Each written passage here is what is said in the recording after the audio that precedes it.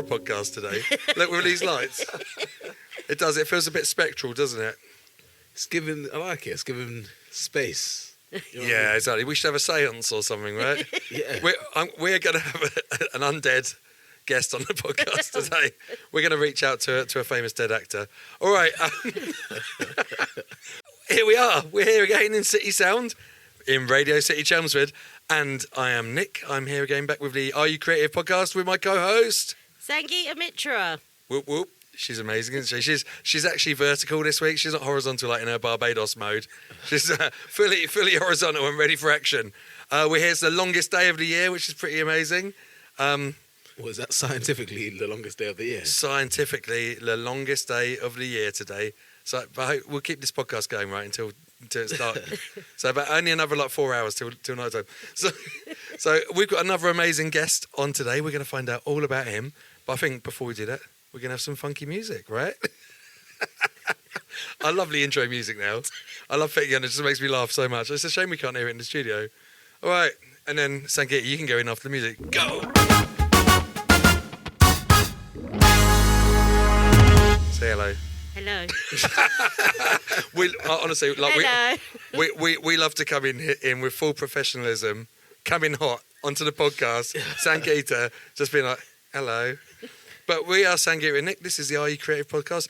I am Nick Hearn. I'm a so-called creative expert. And in fact, I'm a creative expert because I won a really big creative award yesterday.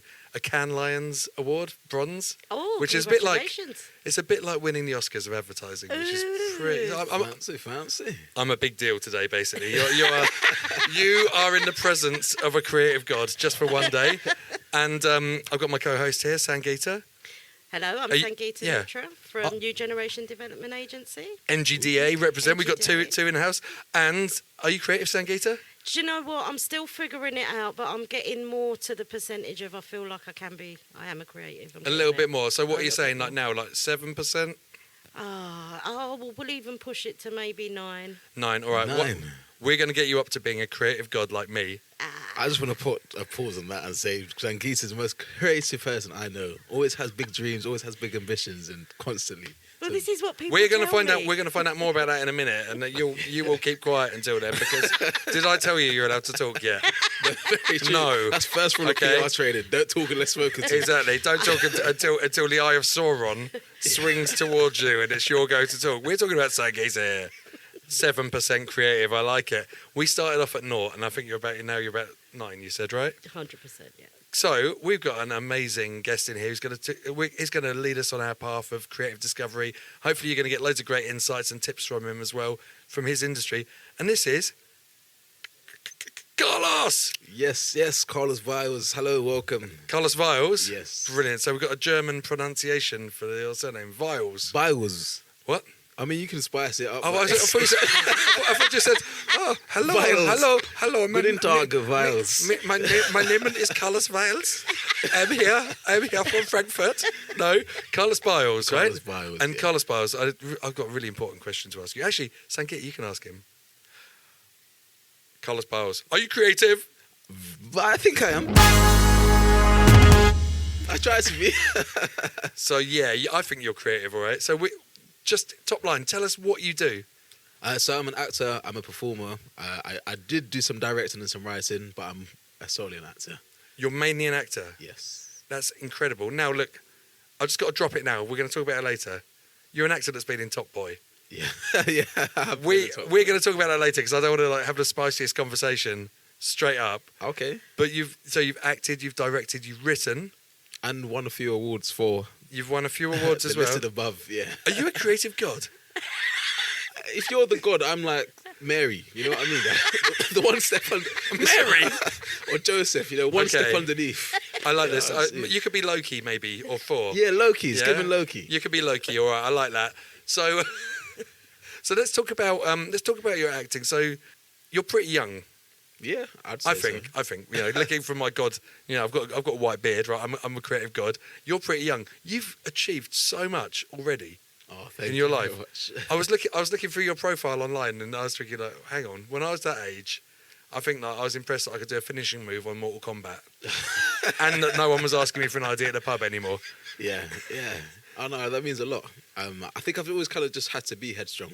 I've always wanted to chase and I've always wanted to do better for myself. And fortunately, it's blessed me with loads of opportunities. So let's talk about your acting, right? So I've seen you've been in film, you've been on TV, and on stage as well. Yeah. So let's talk about stage first, because I saw that you've been in a pantomime, right? Yeah. And then look, listen, listeners, we are going to talk about Top Boy later. We're starting with the panto stuff. We're going to work towards Top Boy, right? Okay. So tell me about panto, because I think if I had the choice of being in Top Boy or pantomime, I know what I'd pick every day. Pantomime is the best fun you can have, right? It's the best fun, but I think that challenged me the most as an actor. Fortunately, I just played Robin Hood in the Robin Hood panto. That was my first ever panto. Just Robin Hood, just the lead role. That's all. Just Robin. It's only Only Robin Hood. Only Robin Hood. just the big face on the poster. That's all right. Yeah. I mean, but even that is such a surreal moment. You get in, you do all these press shoots and all these things, and then one day your face is on this big poster because you're the lead actor, which is a huge dream of mine. I did train in stage, so my training does come from stage, but I have got a love for screen too. But it was the most fun. You went to the Brit School. Yes. Hang on, wait a second. It's a ghost. We have got a ghost in here. Oh, the ghost of City. That's the ghost of Robin Hood. Oh, yeah. You watch out, you might get an invisible arrow in you or something. Or evil out or a bag of money. It depends if he likes you or not. Robin Hood was a bit broke. Robin Hood can't afford you. You can't afford it.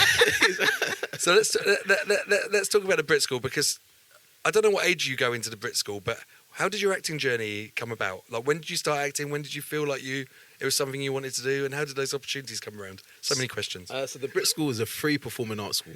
It's the only free performing arts school of its kind from 14. So you can go there from year 10 all the way right through till year 14, which is the first year, like a foundation year of uni that they do for you. I actually would say I started acting. I could earn the title as an actor from 16, from 15. When I finished my training, when I was like, okay, I've actually done what is worth to be called an actor. You know when people say they can dance, but you're not a dancer, you know what I mean? You can sing, but you're not a singer. So that's what I think it was. And I think when I was 11, Jaiden Smith, I was watching Karate Kid, and I was like, he's a young black boy, I'm a young black boy. I want to inspire, I want to be cool. So that was my kind of route into Hang on, so this is your origin story, right? We're talking about this, right? You're actor Loki, creative god. You were watching Karate Kid, you saw Jaiden Smith, and you're like, I can do that. I can do that, yeah. Yeah. So how did you take that moment of inspiration, that spark, when that is your creative awakening? How did you take that up to the Brit School, and how did you end up in the Brit School? So I just started doing school plays. I started learning everything, learning how to write, how to direct, how to put lights on, how to do sound. I just wanted to be involved. So anything I could do to be involved, I got involved. And then year 11 came, and a friend of mine, Eric, he took me to the open day of Brit. And that day, honestly, I fell in love with the school. The minute I walked in, I said, I'm home. Looked around, and I was like, wow, this is incredible. So straight away I got home, I applied. Fun fact, you have to audition for Brit, which is it's a normal process for a performing arts school. Yeah. But I didn't actually learn my monologue until the day of. Hang on. For those of us that don't know, what's a monologue?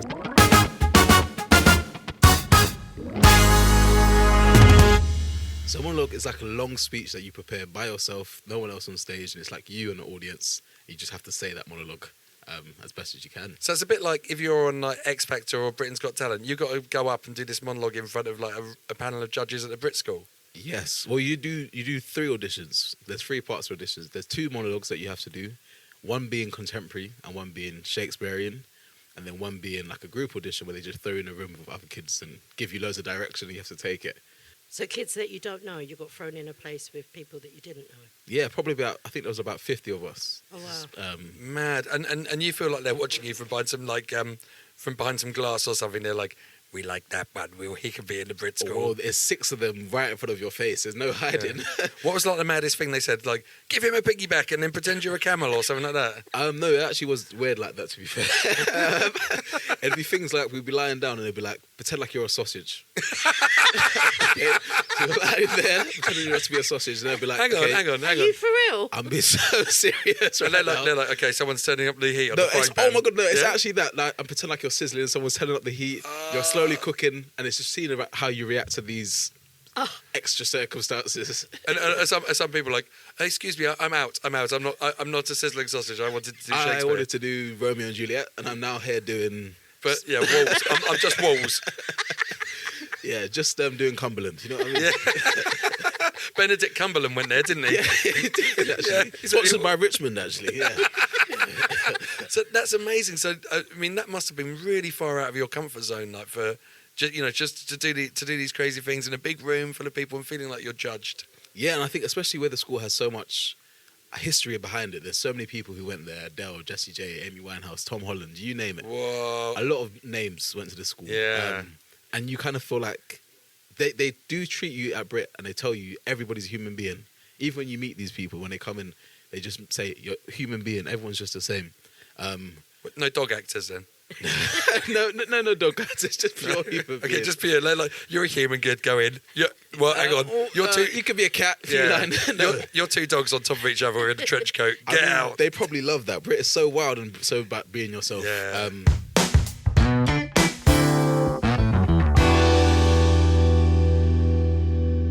I was having a conversation with my friends. His name's Zeph, someone I went to school with, and we were saying how going to Brit compared to going to doing drama GCSE, you're the best in your school in drama GCSE, but going to Brit, everyone's the best in their school. So it's like you're not the special one anymore. You have to work hard to be the best in a small bunch. And you go in and you see that alumni and you're like, oh my God, Adele, Amy Winehouse, Tom Holland, I'm not worthy already. Yeah. You must feel like tiny, like an ant. Yes. Yeah. Like a creative ant before you become this creative god. But does the other inspiration, knowing that you could potentially attend, because I'm assuming at that point when you was doing the auditions, you didn't know whether you was going to get in or not. But I suppose knowing that they've called you back at each, does it work per each stage, or is it that you go in, you do this audition, and that everybody gets in? Is there like a selection process? How does the next bit work? So I think there's about 10 strands that they have. It ranges from like theatre, which I studied, music, drama. So that's the same thing. Music, dance, behind the scenes, textiles, all of these strands. My strand only had 78 people and 1,000 auditioned. Whoa. Okay. 1,000 people auditioned. I actually found out on my birthday that I got there. Wow. March incredible. 13th. It just flew right through the envelope. And I was like, someone told me before, someone who went before me, were like, if you get a big envelope, is it A6 or A3? A3 sheet means you got in. If you get A4, you didn't come in. It's like Hogwarts, is it? Well, that's what I thought. So this A4 piece of thing flies through my letterbox. And I was like, oh, well, I didn't get in. Opened it. Yeah. And it says, well, please announce that you were successful in Brit We're pleased to announce that you haven't not got into the Brit school. Brit school. And you're like, I don't understand. Yeah. I was like, what? I was so confused. Yeah. It was my birthday and it's been such a blessing since. That's incredible. Can I just back it up even further? How do you even get on in for an interview at the Brit school? Like, if my kid's 11, right, and if they're looking to 14 to go to Brit school, how do they get invited for an interview? How do they get noticed? So it's like a standard like college application or secondary application. The application has to be, I'm assuming, good. They will review your application. Like I said, 1,000 people auditioned and more people applied. So I don't know how they select, who they select. Yeah. Once you're selected, you just have to be prepared for anything. Don't come with a preconceived notion of, oh, I'm the best actor or I know everything, or they don't want that. That's the first thing they said to us on our first day. They said, we don't want people who know, we want people who want to learn. Yeah. So no matter how talented you are, no matter how many TV shows you've been in, as long as if you don't want to learn, this is not the school for you. And that stuck with me for my whole journey. Yeah. Now get on the floor and be a sausage. Yeah. Here comes a big fork. You see the bloke coming along with a big fork. You would He'll be pick, surprised. if the fork pricks you, that's it. You're out. That's it. Yeah, you're out. But if I put ketchup on you, you're in. Yeah. Can I just ask, because this is a bit where I guess I'm going to go back into my serious mode. So you're 14, and I'm assuming at that time you're preparing for GCSEs, but you now as an individual has decided to make an application for Brit School. How does that work with your GCSEs? Do you let go of your GCSEs? Do you do that in combination with being at the Brit School? Because you're in a school, now Brit School has said yes. do you automatically leave school and then just go to Brit school forever? Like, how does that? So, part of because the I journey actually work? went from 16, but they accept people from 14, and you Right. can do just the same amount of GCSEs you would at any other school.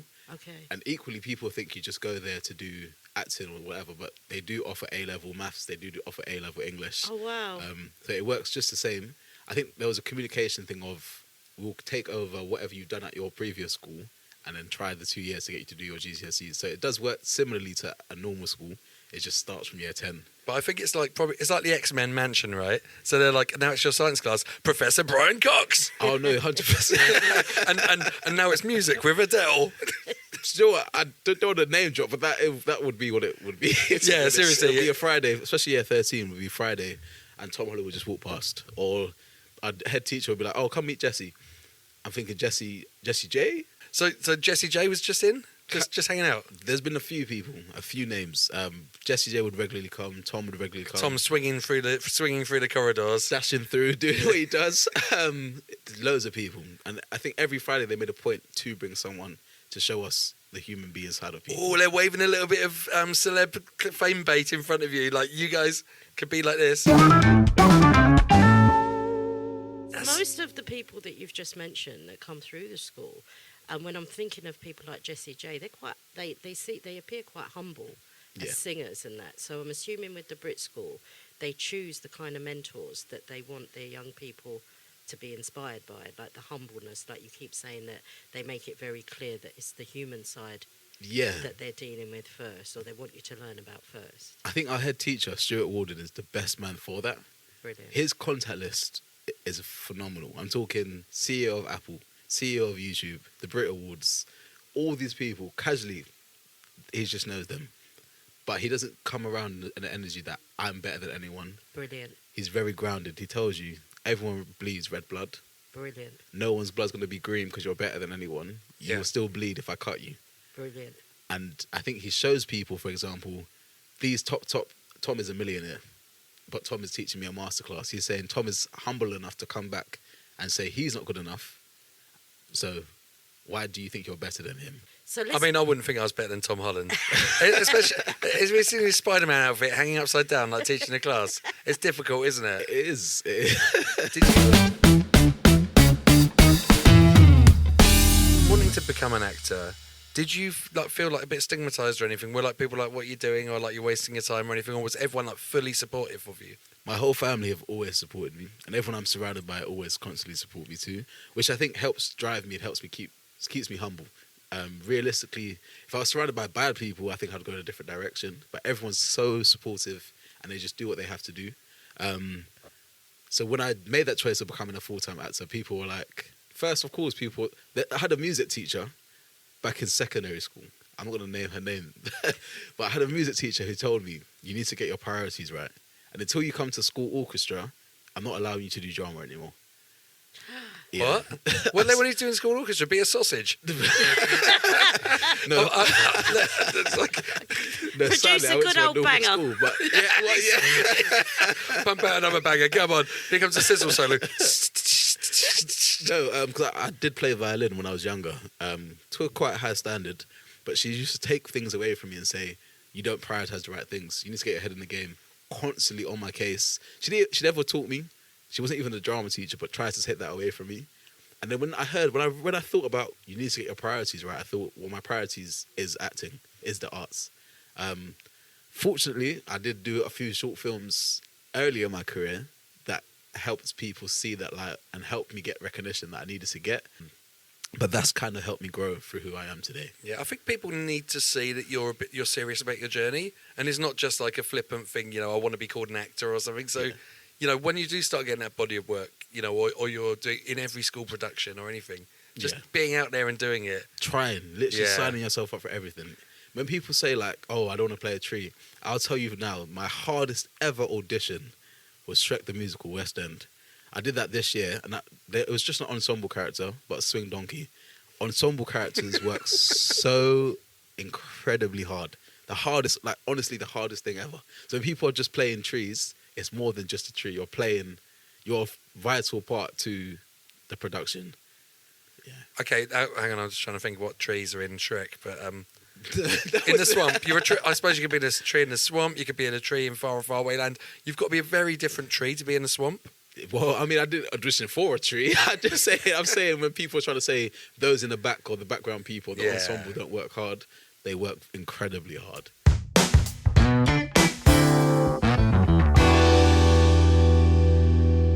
I saw Totoro, the stage show at the Barbican before Christmas.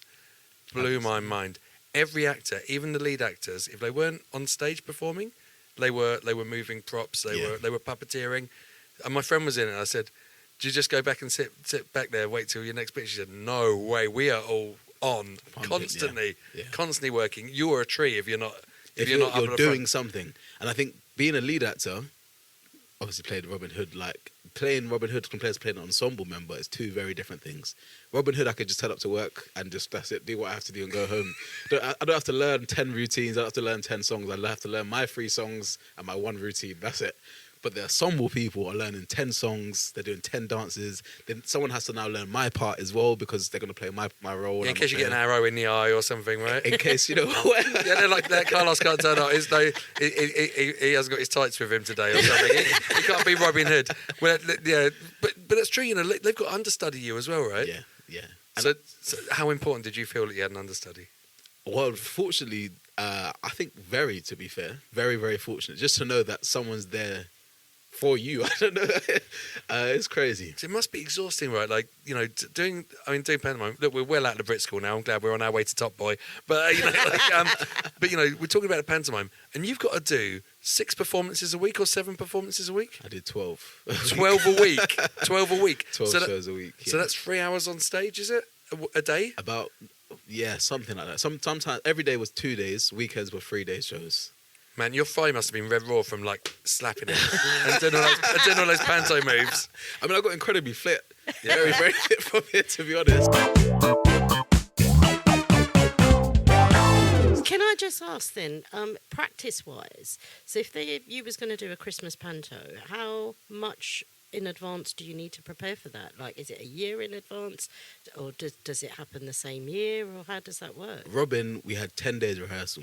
Oh, wow, so pretty quick. Very, very quick turnaround. I'm talking 10 days, so probably 20 days from when I auditioned, got the phone call about I got the job, and then started the first day on rehearsal. And 3 of those 10 days, I actually was sick.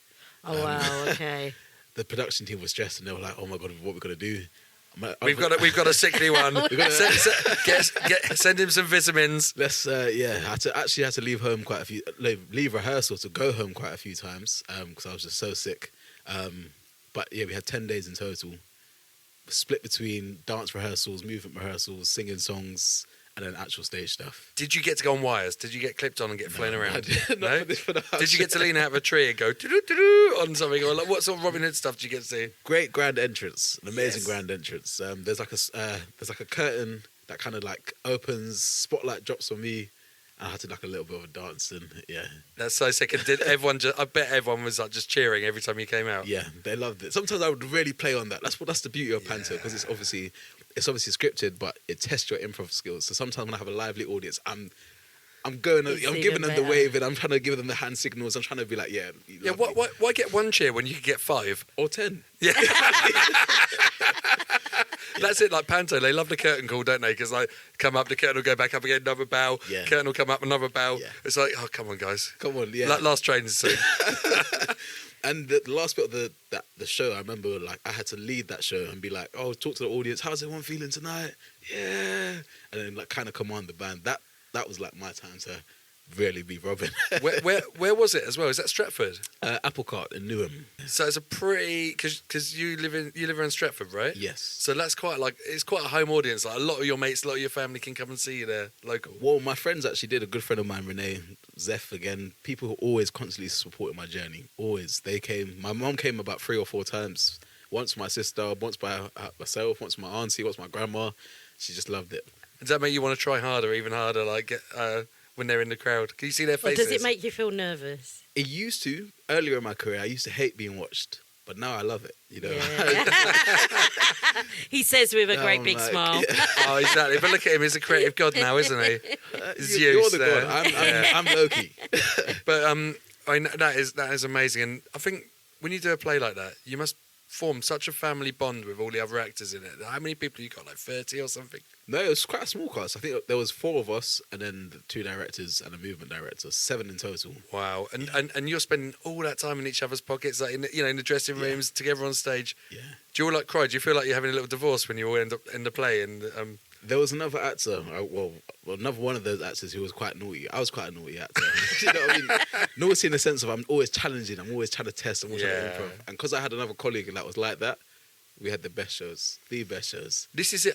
I think the best shows you see are ones that feel like that could only have happened on that night. On that day, yeah. Yeah, on that day. And if I come twice, I'm not going to hear the same jokes, or the improv might be different. Yeah, no. And it's stuff like that. It's things like, okay, we have to hit our cues, 'cause obviously the sound team needs to know what we're saying. But when we don't have to hit our cues, all the in-between, yeah, that's where the fun happens. Okay, with cues, we're talking about like moments in the play where someone might hit some coconuts together for a horse or something like that.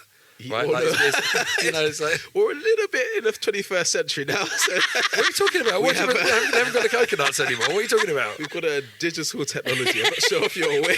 We can. We've got a real horse in there, and we've got a microphone on each hoof.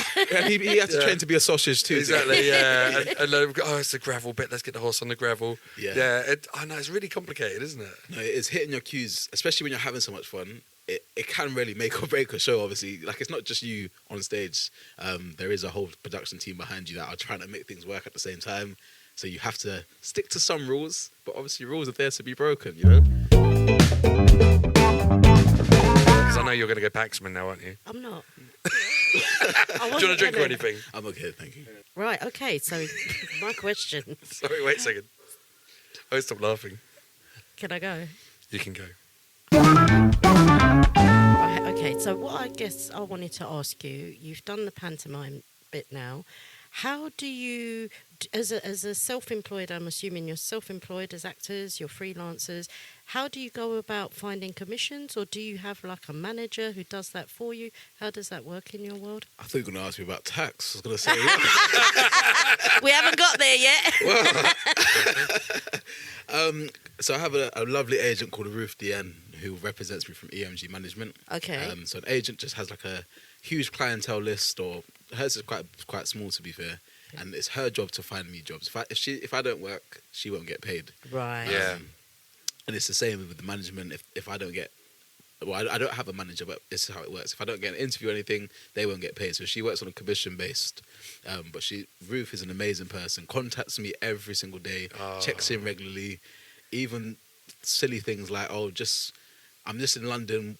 She go for a drink, or if I'm in her area, let's go for this. Or she makes time for her clientele. Does she do this? Does she say, how's my number one client? I'm sure all her number one. Hey, Carlos, how's my number? I don't know why I've turned you into an American man. Hey, Carlos, how's my number one client? That's my number one actor. No, well, to be fair, she's very like straightforward, very blunt. And so I think that's what you need as a manager, someone who's got to tell you how it is. When I don't do any contract reading. That's just not my skill. When she does all the contract reading, she breaks it down for me, gives me details, trying to says, okay, well, they're trying to mug you off here. Let's sort this out. Or let's get this for you. Does that happen in your world where people try to mug you off, so to speak, then? 1,000%. Yeah? Really? 1,000%. It's probably more common than you think. What Really? mugging happens? Things like, there's a word, I think it means like forever, Perpetuity. Perpetuity, that's the word. Yeah. I only know that word because of my agent. Right. And apparently a lot of contracts, it would be like, you owe us 20% perpetuity. And people not reading that to think, you know what I mean? What does that mean? Well, like, what does that even mean? Yeah, but she says if you ever see that word, it means they're trying to get you in to do something forever. That's mug language. Oh, wow. Yeah. Mugging language. How it works essentially, let's say I do a commercial. The McDonald's commercial I did, there's 2 fees that they get. You get a studio fee and then you get a buyout fee, so your rights. And usually the buyout fee is for a certain period of time. So it's like a bulk of money for a certain period of time. So they'll say, we'll buy your rights for 3 years. Mm-hmm. But they can word it and say, we'll pay you this for 3 years, but your rights belong to us perpetuity. Oh, that means forever. Yeah. Forever, So, yeah. if they've got you forever, right? They've got you trapped. Like McDonald's, you might make like this iconic McDonald's ad that they might be running for 20 years, Yeah. and then you're not getting any But money. you're not getting nothing from it, yeah. But otherwise, after 3 years, they've got to renew a contract and for the usage of your image and your performance. So after 3 years, they'll increase the fee and say, okay, we're going to go up to this, or these are the options. Usually, I think there's like 3 options. It's like standard social media, standard prints, and then it goes into like TV and cinema, and then it goes into worldwide as well. That's So a when big you're option. learning at Brit School to be an actor, do they talk about these kind of things, like when you're going for contracts? And because I guess the acting part of it, that's one part of learning, but the other side of it, of them trying to prepare you to be a freelance, do they teach you like things, these are the things to watch out for, or this is how you go for contracts? How did you know that you needed to hire an agent? So fortunately, the Brit School brings so many clients in who tell you these things. Right, So okay. many artists who tell you these things. And we do have a lesson dedicated to it. Right. It's where- called not getting mugged off. Well, No, it is now. We have a lesson, I can't remember what it was called, but it was like every Friday before we'd go meet someone, they tell us things like your USP. What is your brand? Who are you? So let's just say what a USP is. Unique selling points. Yeah, What well is- done. What makes Gold you star. you? Yeah, what makes you you, right? What makes you different from? Because I could say I'm quite a big black guy. What makes me different from every other big black guy? Yeah, out what there? does? What's your USP? I'm an ice skater. That's my USP. Whoa, Oh, yeah, actually, hang on. yeah, that's true. We've uncovered another layer. Yes, he's a very So, good yeah. ice skater. Shrek on ice. I mean, We're gonna Disney on ice? we're gonna call you Carlos the frozen sausage from now on. why don't you let it go? Oh, what, really? For Frozen? You like it? Let it go. We could do that, couldn't we? Sponsored by mean- Walls. Sponsored by Richmond. Sausages on ice. Whatever you want to call it. But yeah, when I say that, that's usually the wow. And Yeah. a lot of auditions, sadly, they don't want to know anything about who your actor is. They want to Right. know who Carlos Byles is. Mm. So when I go into an audition room, they always say, "Oh, don't tell us that you're learning lines or anything. Tell us what you was doing." So I'll say things like, "Oh, I just came from ice skating. I went to the gym." And they go, "Oh, ice skating." And all of a sudden, they have that interesting relationship with you, and they want to book you. Okay. Can I let you into a secret, right? Because I'm a creative director for advertising. I do a lot of casting, right? Yeah, And sometimes I'll see like 50 people in a day. yeah. It's so easy to forget people. And you look at the sheet again of people's headshots and you're like, I can't even remember Who's seeing that that person. person? Yeah. But if someone comes in and they're a bit like, oh, well, I've just been ice skating, or like, you know, something like, Something to grab, you yeah. do remember it, and you need that instant differentiator. Unless you're brilliant, of course, you know. Yeah. I'm sure, but everyone that comes in is brilliant often. And Yeah, it's so yeah. hard to choose. No, I agree with And that. you just think, oh, actually, do you know what? I want to hang out with that person for a week as well. Yeah, I think it's like a personality thing. People want to know, can I be friends with this person? Is this person going to annoy me on set? What they're going to be like on a 6-month film production? All of these questions. I think obviously it takes 7 seconds to get to know someone. So in that 7 seconds, if I'm saying, "Oh yeah, I just woke up actually, I was just learning my lines before I came here," It's quite it's boring. quite boring. It's quite plain. Yeah. When I say I'm an ice skater, that Exactly. means- yeah. Yeah. And I don't like it when people try and be too bonkers when they first come in, but it's like that just bit of honesty, like, what have you been doing? You've been I've been in Iceland. Yeah. Yeah. Yeah, with my ice skates. Ice skater. Buying some sausages. Exactly. But it's what, Method acting. That's what I call yeah. that. Yeah.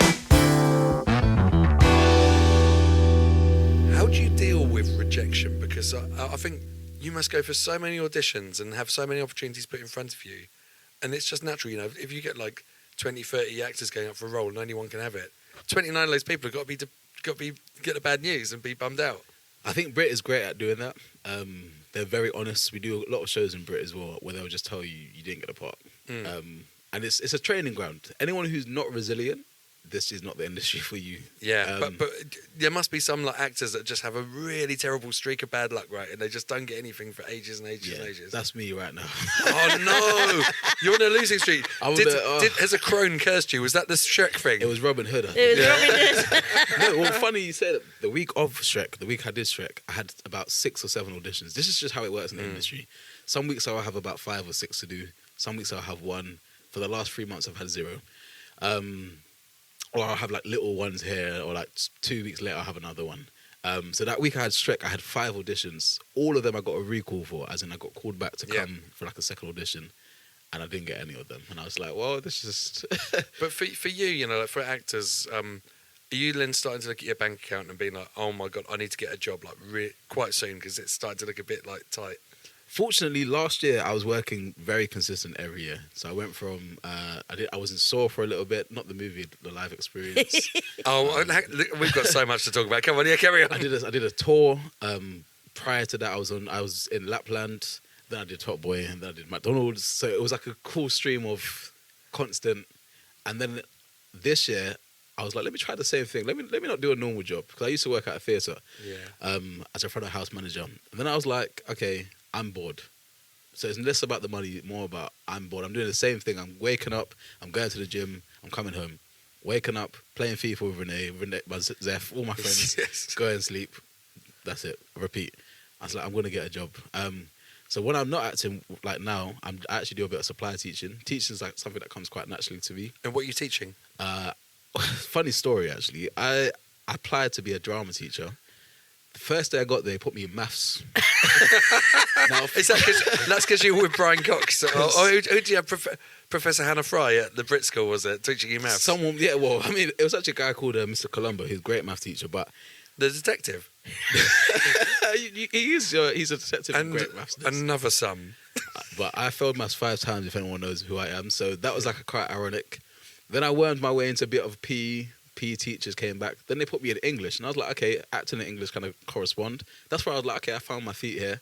Then the lady came back from maternity leave, and now I'm a geography teacher. Like, Madness. So when you're doing your teaching, do you ever like spot a kid and you're like, do you know what? I think that he's got it.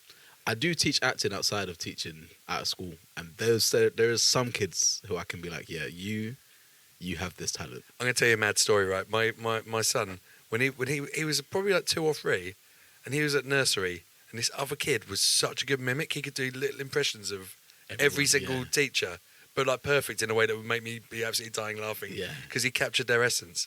And I said to his mum, that is Get a him in. talent. Yeah. He should be an actor. Yeah. And like now he's been in Call a Midwife and like some other things like Diary of a Wimpy Kid and stuff like that. And I'm so proud seeing him Grow go. from that. But it's so easy for like people to like with talent to just not get recognised, you know, and not get that helping hand to get to the Brit School or to, you know, to audition and the motivation to do it. Well, I think it's 50-50. You have to do some of the work yourself, reaching out to people. Getting an agent isn't just, I finished the Brit School, I got an agent. I had to contact people. I had to get rejected 100 times, and then that one person said yes. Well, I actually had another agent before who we didn't really work out with. And then my current agent, it was just kind of great timing. Yeah. So what are your techniques there for being resilient, you know, like take those knocks and just getting back up and just doing it all over again? Honestly, I blank it all out. As in, I do an audition and I forget I've done the audition. Until 3 weeks later, you get a phone call saying, "Oh, we want to see you again for blah blah blah." I'm thinking, "Oh, when did I audition for this? What was that? What was that? that? So what did you say to me?" Like, that's just the reality of how I deal with it. I'm not sure with other people, but that's how I personally deal with it. So Carlos, like, this is the big thing I want to talk to you about. Yeah. You've been to Summer House, and even better than Summer House, you're at the Summer House Riot. Yes. So, listeners, we are talking about Top Boy now, which was, I think, in the top 5 shows on Netflix last year. It was like a global smash, right? Yeah. I love it. It's my favourite TV show. It's like based in Hackney. And you were in this scene that was the Summer House Riot, which was a real culmination of the whole show, right? It's one of the iconic moments. Tell us about how you got it, what it's like on set.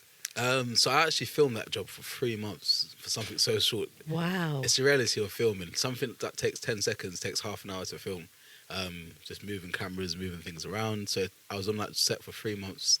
And I would say it's probably the most incredible, very close to one of the most incredible experiences that I've had. Working with people like Ashley, working with Jasmine, who's now a BAFTA winner. Oh, man, yeah. And I saw her painting on the wall, like on your Instagram. You know, like this is Jax, right? Jax, yeah. Alani, there's so many great people who you just constantly learning from, constantly, every single day. And it's like they're willing to teach, they're willing to give you that advice. So being on set was so surreal. So everyone was really generous on there. There was no like big star egos or anything. Everyone's helping everyone else come up. Yeah. Right, listeners, this is an audio-only podcast, and Carlos had a little twinkle in his eye there.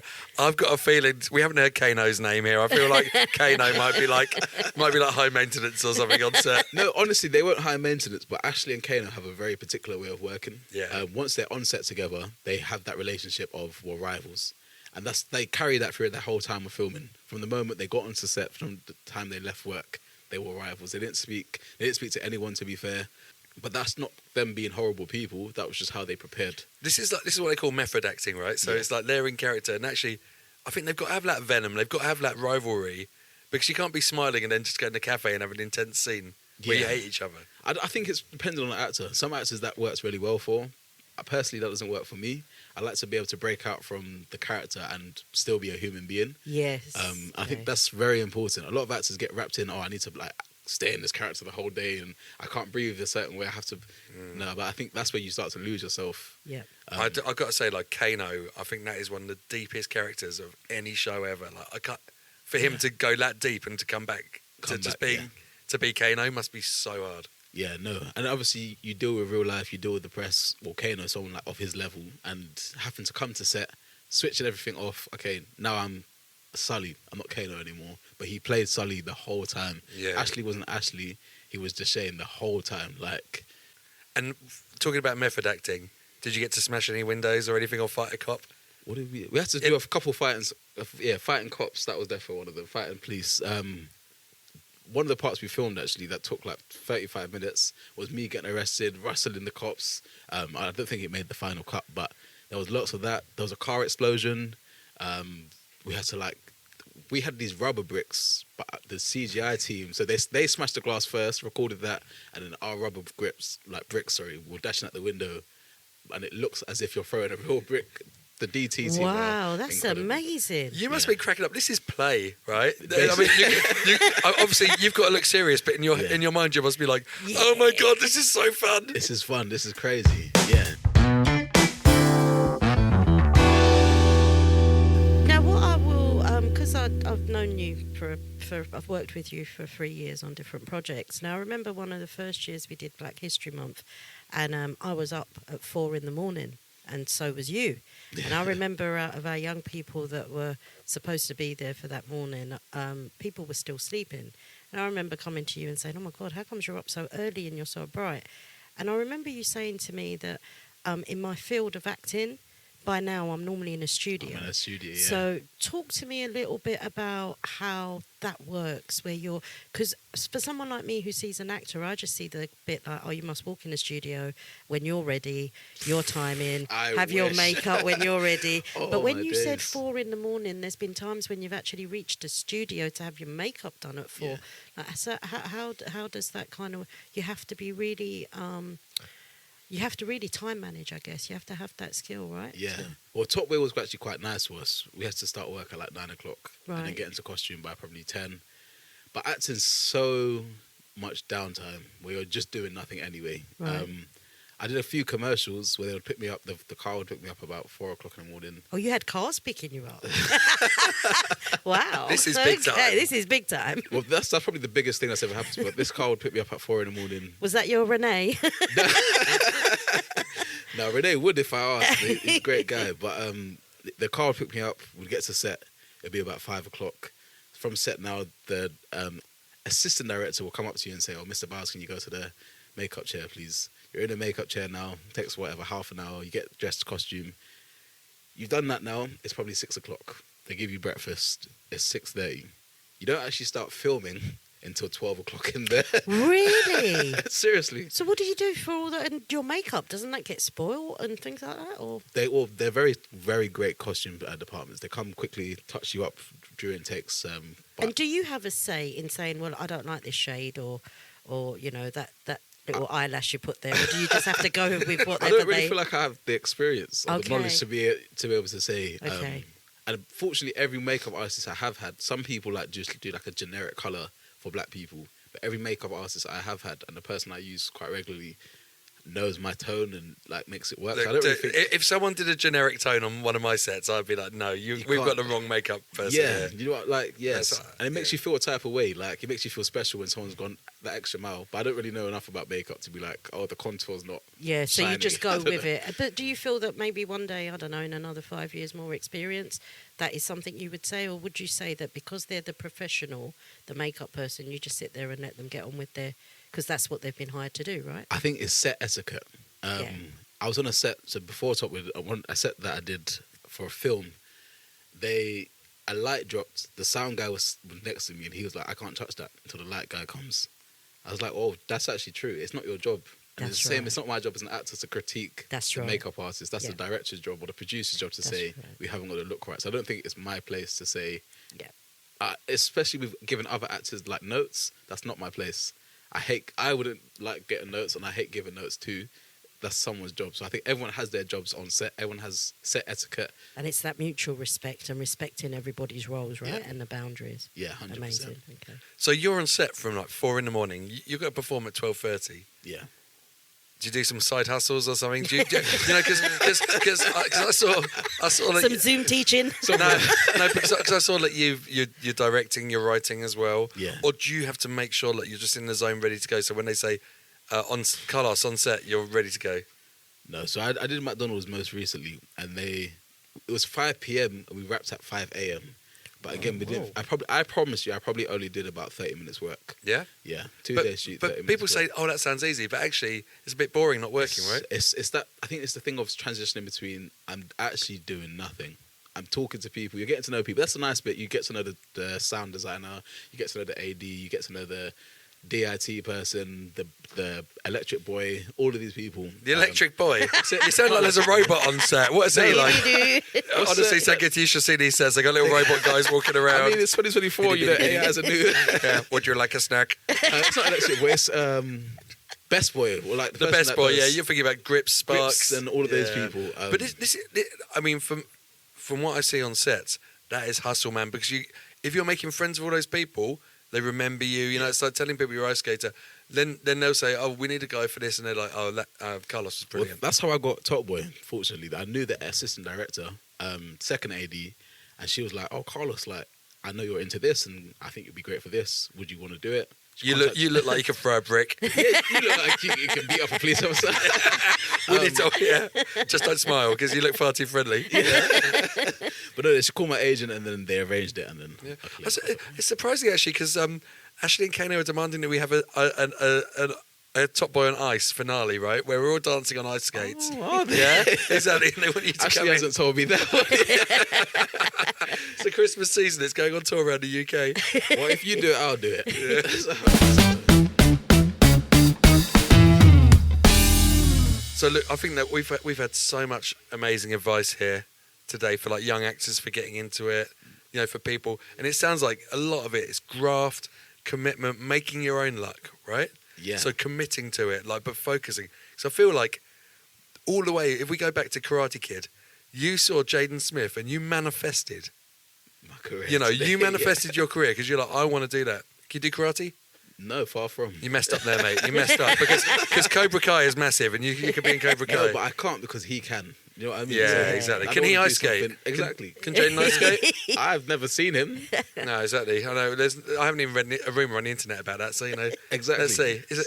Let's make one. Yeah, so basically we're saying like Jaden Smith, whatever, mate. Well, you know, you can do karate. Cool. You work with Jackie Chan. All right. I can Yeah, ice skate. exactly. You know what I mean? I think if Jackie Chan had a kid, Jackie Chan's kid could beat up Jaden Smith. Oh, Jaden Smith. 100%. Yeah. Jackie Chan's a legend. Yeah, did you see Will Smith do that slap? It didn't look that powerful, did it? Let's not go there now, guys. Okay, we're not going to go there. So, Sangeeta, want to try some acting? Yes. I wanted. Yes, absolutely. Do you think like, you know, that could be something we could try? I think if you watch a film and you just think, I would like to do that, Yeah. you could just get out there and try it, right? See, okay. So for all these podcasts I've done, I have taken something from each creative that we have interviewed, and I think what I've really learnt from you, being especially in your early 20s, the commitment that you learnt at such a young age, and that you know that you had your family support around it as well. So.